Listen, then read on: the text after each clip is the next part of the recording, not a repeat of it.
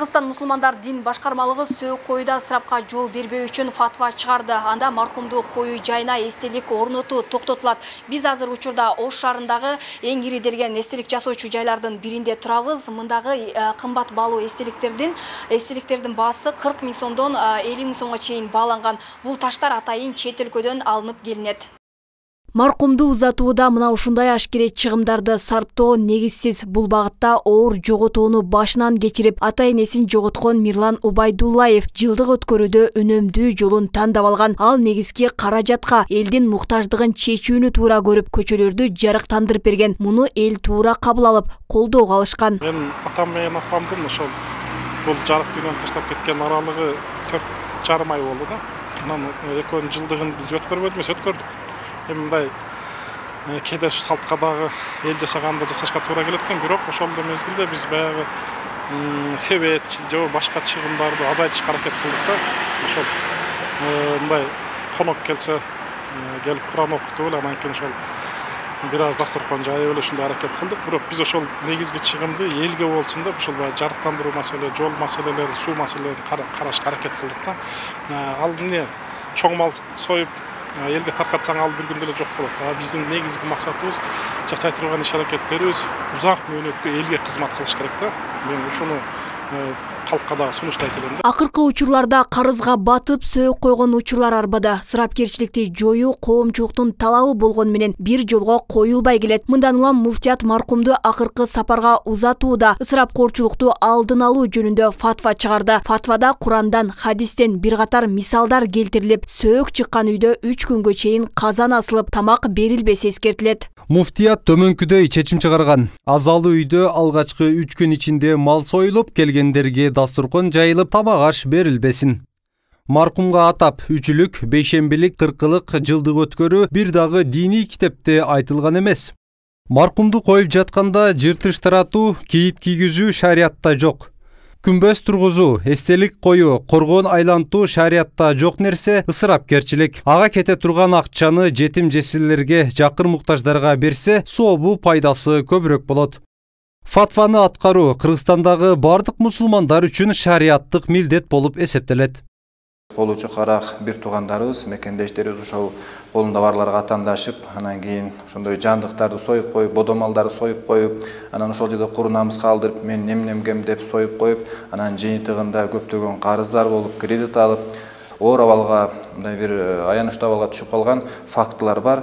Мына ошолордун алдын алууга азыркы чыгып аткан, көтөрүлүп аткан маселе өтө дал келип атат. Андан тышкары маркумдун артында балакатка жетелек балдары калган болсо, мындай учурда жаназага келгендерге тамак берүү арам болуп калары айтылат. Бул багытта дин алымдары жерлерде түшүндүрүү иштерин жүргүзүп башташкан. Бирок аны коомчулук бирдей кабыл албай жаткан учурлар да бар. Чыгарылган фатвага ылайык азап бүткөндөн кийин карыз албастан экономикалык абалына жараша каалаган күнү маркумга багыштап тамак берип койсо болот. Бирок бул каалаганча каражат сарпта дегенди билдирбейт. Бул жаатта да сарамжалдуулукту эске алуу керек. Ошол маркум аза күнү бүткөндөн кийин кайсы бир күн белгилеп өзүнүн шартына жараша тамак бергиси келсе тамак берип койсун деп айткан. Бул жерде ыктыярдуу деп түшүнүшүбүз керек болот. Бул милдеттүү эмес. Анан ошол жерде дагы баса белгиленип турат. Бул жерде дагы ысырап кылбастан, аша чаппастан колунан келишинче мындай бир көңүлүндөгү, ниетиндеги ушундай бир тамак берип койсо, мехсан кылып койсом деген ниети болсо, ошону дагы чектен ашпастан кылсын деп турат. Бул жерде милдеттүү эмес. Коомчулук өлүм житимде ысырапка жол бербөө фатвасы тегиз колго алынса дешет. Антпесе атаандашу жаралып, ысырапкорчулукка чектөө коюлбайт. Айрымдар сөөк коюу каадасы менен өтүшү керек деген пикирде. Ошол биздин имамдар баардыгы канча жылдан бери айтып келет, эстелик тургузбагыла, анын кажети жок деп. Эстелик тургузган жер бейиттер кар болот кийин. Аны деген тополон кылып алда сындырат, ташка айланат, жаман нерселер балитке айланат. Ошондуктан эстелик курунун эч кажети жок. Ошо жылдык өткөзгөн жерге, 40 өткөзгөн жерге барып, элдерге жеткизип маалыматты айтыш керек. Как реклама сыяктуу да. Биздин кыргыз эли жакшылыкка дароо эле көнө бербейт да. Ошон үчүн муну до конца муну менен күрөшүш керек. Ошондо гана токтойт. Эми адам баласы ушунчалык жашайт, анан ушунчалык ызат кылбаса дагы болбойт онучу. Анан жөн эле коюш дагы болбойт. Өзүңө бүгүн жана бара албайсың. Өзүң кичиресиң. Кажага узак жактан тууган уруп келет, тааныштар келет. алар келип айыл жеринде ашкана болбосо, столовый болбосо, каяктан чай ичет? Кечки өздөрү ачка жүрүшөбү. Ал жагына караш керек. Такыр жой салганга болбойт. Эми буну колунда барлар кылса боло берет болчу. Анан ошого теңтайлашып эле колунда жоктор деле кылышым керек дешип көп барыстарга батып кетип атат да. Чыгым көп эле чыгым кетет. Эми бул илгертен ата салттан калган нерсе деп кылып келген. Бирок ошону элдин баары токтотсо жакшы болмок. Буга элдин баары эле каршы го. Туура эле элдин экономикасын артка тарткан бирден бир проблема ошол болчу да.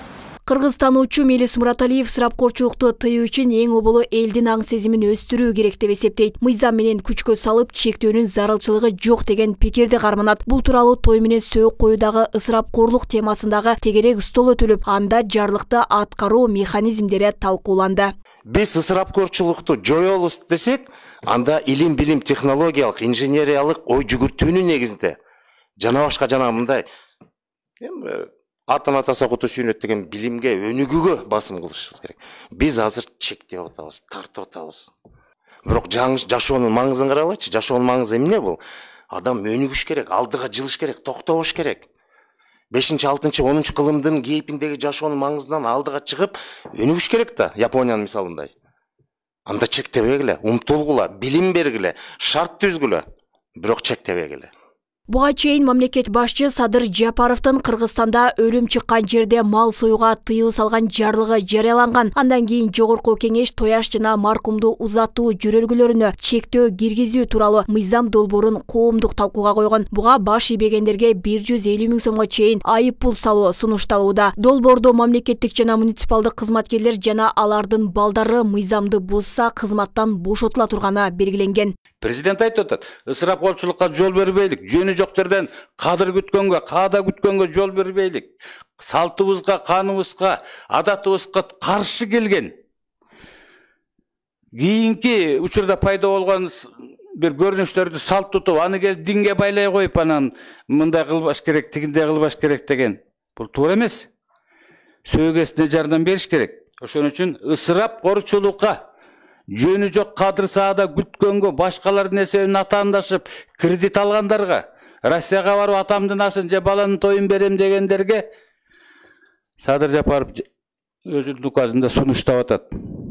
Эми бул чечимдин аткарылышын жергиликтүү бийлик, айыл өкмөттөр, мэрлер көзөмөлгө алышы шарт. Бул жарлык учурда өлкөнүн айрым аймактарында колго алына баштаган. Алмагүл Эрке Байгызы, Бекмамат Султанов, Жумалык үчүн.